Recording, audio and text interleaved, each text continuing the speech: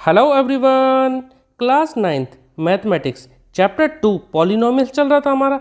अब एक्सरसाइज 2.3 का सबसे ज़्यादा इंपॉर्टेंट क्वेश्चन करेंगे। Question number 5, factorise. आपके एग्जाम पेपर में ये सबसे ज़्यादा मार्क्स वाले जो क्वेश्चंस आते हैं उनमें ये पूछा जाता है। देखिए, ये क्वेश्चन इसलिए भी ज़्यादा इंपॉर्टेंट है क्योंकि यहाँ पे 3 कॉन्सेप्ट यूज़ करेंगे हम। कौन कौन से? देखिए, पहला तो factor theorem, middle term split method और तीसरा डिवीज़न मेथड। तो आपको क्वेश्चन से घबराना नहीं है, क्वेश्चन बहुत आसान है, बस आप स्टेप बाय स्टेप समझने की कोशिश करना मेरे साथ। X cube minus 2x² minus x plus 2। सबसे पहली बात तो ये कि यहाँ पे 4 टर्म है और ये क्यूबिक पॉलिनोमियल है, ठीक है। तो ये मिडिल टर्म स्प्लिट से तो होगा नहीं, तो ऐसे क्वेश्चन में हम क्या करते हैं, सबसे लास्ट टर्म देखते हैं पहले। सबसे लास्ट टर्म क्या है? कांस्टेंट है। क्या है ये? 2। तो सबसे पहले इसके फैक्टर बताइए, फैक्टर क्या क्या हो सकते हैं। तो सबसे पहले तो हम यही लिखेंगे, factors of 2 are, factors of 2। देखिए क्या क्या फैक्टर होंगे। तो देखिए सबसे पहले प्लस माइनस 1 तो सबके होते हैं, यानी +1 -1, ठीक है, ये तो सभी के होते हैं, जो भी यहाँ नंबर होगा सबके फैक्टर ये तो होंगे ही। और साथ में +2 और -2, ठीक है। सबसे पहले हमें लास्ट टर्म जो होती है हमारी कांस्टेंट, उसके फैक्टर इस तरह से लिख लेंगे।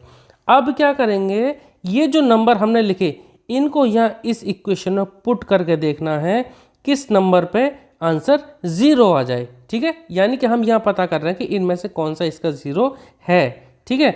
तो सबसे पहले 1 को ही पुट करके देखते हैं। देखिए एट x = 1, अगर 1 को पुट करने पर 0 ना आए तो फिर हम -1 को चेक करेंगे, फिर 2 को, इस तरह से -2 को। जनरली 80% से ज़्यादा केसेस में जो स्टार्टिंग के जो 1 और -1 है इन्हीं में से आंसर आ जाता है। पर ये ज़रूरी नहीं कि हर एक क्वेश्चन में आ जाए, आपको बारी बारी से फिर चेक करना होगा। अगर इन दोनों से नहीं आए तो x = 1 चेक करते हैं। देखो क्या आएगा, 1 का क्यूब -2 × 1 का स्क्वायर -1 + 2। देखिए 1 का क्यूब तो 1 रहेगा, -2 -1 + 2। देखिए 1 और -1 कैंसिल आउट, -2 + 2 ये भी कैंसिल आउट। कितना आ गया? 0। इसका मतलब जो 1 पुट करने पे जो 0 आ गया, इसका मतलब जो 1 है वो इस इक्वेशन का 0 है। यहाँ पर मैं लिख देता हूँ, it implies that 1 is a 0 of the given polynomial. अब देखिए 1 0 आ गया। अब देखिए 1 को अगर इधर ले जाते हैं लेफ्ट में तो x - 1 = 0 आएगा। तो यहाँ पर एक लाइन और लिख देते हैं, इट इम्प्लाइज दैट x - 1, देखिए =1 आ रहा था ना, 1 को इधर ले आते हैं तो x - 1 = यहाँ बचेगा 0।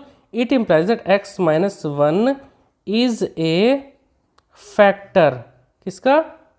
Is a factor of given polynomial. जो भी यहाँ दे रखा है x³ - 2x² - x + 2 वो लिख देंगे, चाहे फिर आप ऐसे लिख दो, is a factor of given polynomial, उसका ये फैक्टर है। अब आपको क्या करना है, अब देखिए अब आपको करना है x - 1 से ये जो हमारी पॉलिनोमियल थी इसको डिवाइड करके देखना है आपको, ठीक है।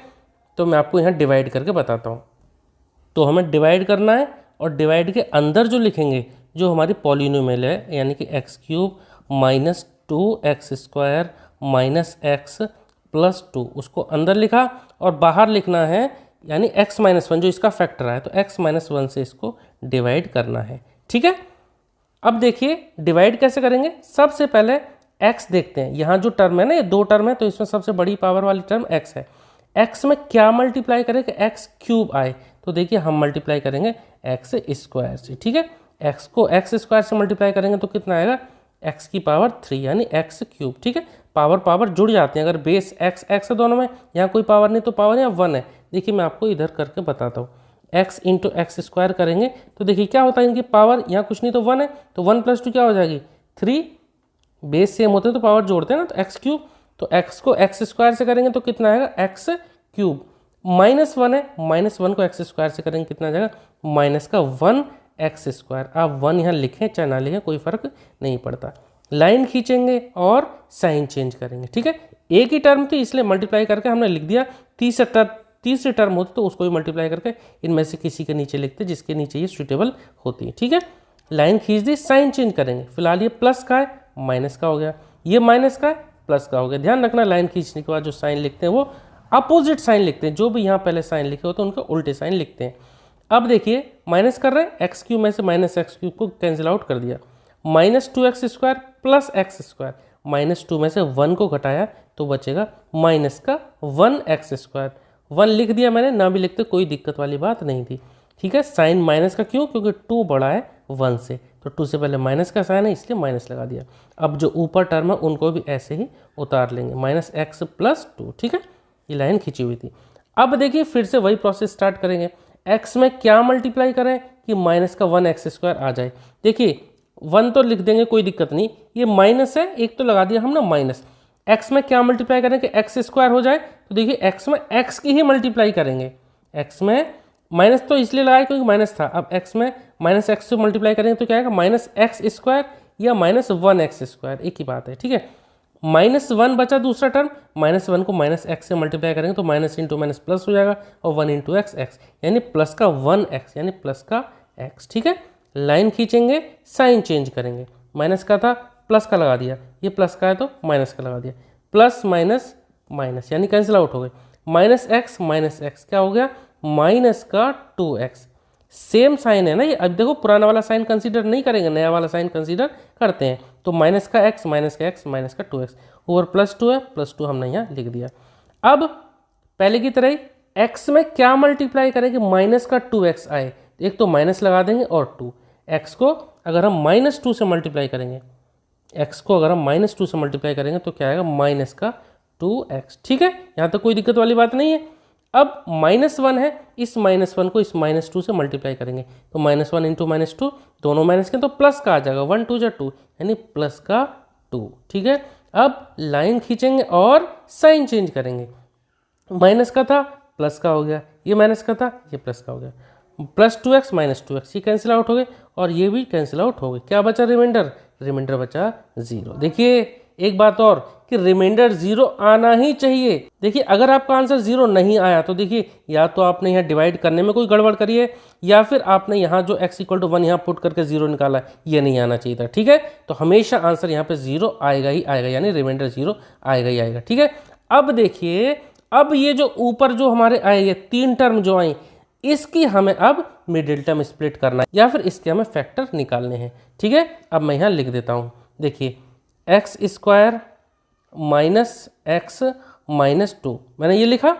अब क्या करना है, इसके हम मिडिल टर्म स्प्लिट करते हैं। देखिए अब यहाँ कोई कोफिशिएंट नहीं है, यहाँ पे छुपा हुआ 1, तो जो x² के टर्म का कोफिशिएंट देखते हैं और जो लास्ट टर्म है उनको देखते हैं, यानी कि यहाँ 1 इंटू माइनस 2, 1 में माइनस 2 की मल्टीप्लाई करेंगे तो क्या आएगा, देखिए 1 को माइनस 2 से मल्टीप्लाई करेंगे, आएगा आंसर माइनस का 2। अब हमें ऐसे 2 नंबर चाहिए कि जिनको जोड़ने या घटाने पर माइनस का 1 आए। और एक बात और ध्यान रखना, मल्टीप्लाई में हमारा आ रहा है माइनस का, तो ध्यान रखना यहाँ जो मिडिल टर्म को तोड़कर जो 2 नंबर लिखेंगे उसमें से एक प्लस का होगा और एक माइनस का। ठीक है, आपको ये बात याद रखनी है, मल्टीप्लाई में अगर माइनस का आ रहा है तो एक प्लस का होगा एक माइनस का होगा, और उन दोनों में से बड़ा कौन सा होगा, जो यहाँ साइन लगाए वो बड़ा होगा। ठीक है, अगर ये प्लस का आता तो यहाँ पर दोनों या तो माइनस माइनस के होते या दोनों प्लस प्लस के होते, इस बात को आप ध्यान रखना। ठीक है, अब देखिए मल्टीप्लाई में माइनस 2 आए तो ऐसा कौन सा नंबर है कि मल्टीप्लाई में माइनस 2 आए और जोड़ने या घटाने में माइनस 1 आए।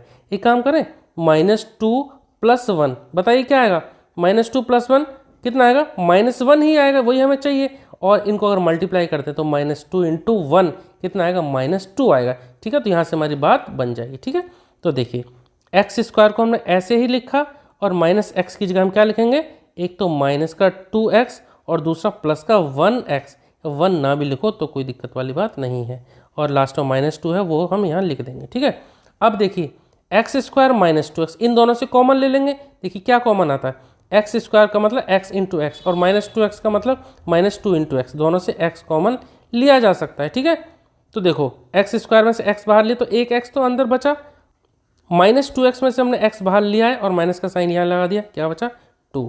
ठीक है, ऐसे ही इन दोनों में से कुछ कॉमन है, कुछ भी कॉमन नहीं है। जब कुछ भी कॉमन ना हो तो हम लिख लेते हैं 1 कॉमन, प्लस का है तो इसलिए हमने प्लस लगा दिया, माइनस का होता तो माइनस ही कॉमन दोनों में से लेते। ठीक है, दोनों में कुछ कॉमन नहीं तो 1 ले लिया, ब्रैकेट में क्या लिखेंगे, जो यहाँ बचा यानी कि x माइनस 2। ठीक है, अब देखिए 2 ब्रैकेट हमारे सेम आ गए, देखिए यहाँ हम मिडिल टर्म स्प्लिट कर रहे हैं, तो देखिए 2 ब्रैकेट आ गए, जो 2 ब्रैकेट सेम आ गए वो हम एक बार लिख देंगे और अगले ब्रैकेट में हम लिख देंगे जो ब्रैकेट से यहाँ मल्टीप्लाई है और इस ब्रैकेट से मल्टीप्लाई में, यानी कि अगले ब्रैकेट में x + 1। ठीक है, इस तरह से जो मिडिल टर्म आई थी, यानी कि ये जो टर्म, इस तरह से हमने इस पॉलिनोमियल के फैक्टर करे तो ये 2 टर्म आ गई। ठीक है, अब देखिए अभी कंप्लीट क्वेश्चन नहीं हुआ, अभी जब हम इसका आंसर लिखेंगे तब जाके कंप्लीट क्वेश्चन होगा। देखिए 2 फैक्टर तो ये और एक फैक्टर हमने जो जिससे डिवाइड किया था यानी x - 1, ये 3 फैक्टर आ गए, ये हमारा क्वेश्चन कंप्लीट होगा। मैं यहाँ लिख देता हूँ देयरफॉर, एक तो जिससे डिवाइड किया था यानी कि x - 1, अगले ब्रैकेट में x - 2, फिर x + 1। ठीक है, 2 फैक्टर ये जो मिडिल टर्म स्प्लिट करके आए और एक ये जिससे डिवाइड किया, ये तीनों फैक्टरों को हम एक साथ लिखने हैं। फिर इसके बाद लिखना है आर फैक्टर्स ऑफ जो हमारी इक्वेशन थी, यानी कि x³ - 2x² - x + 2। आप इस तरह से लिख सकते हैं। ठीक है, इस तरह से ये क्वेश्चन कंप्लीट हुआ। आप इसको ऐसे भी लिख सकते हैं कि आपने ये लिखा पहले, ये इक्वल टू इन तीनों ब्रैकेटों को एक साथ लिखना है। देखिए मैं आपको यहाँ पे एक बार लिख के बता देता हूँ, और लिख देता हूँ, और x³ - 2x² - x + 2, ये क्वेश्चन था, इसको हम लिख देंगे इक्वल टू में क्या, ये तीनों ब्रैकेट, यानी तीनों ब्रैकेट को एक साथ हमने लिख दिया। ठीक है, इस तरह से क्वेश्चन नंबर 5 का फर्स्ट पार्ट ही कंप्लीट हो गया। आई होप कि आपको इस समझ में आया होगा। मिलते हैं नेक्स्ट वीडियो में बाकी पार्ट्स के साथ। Okay, thank you.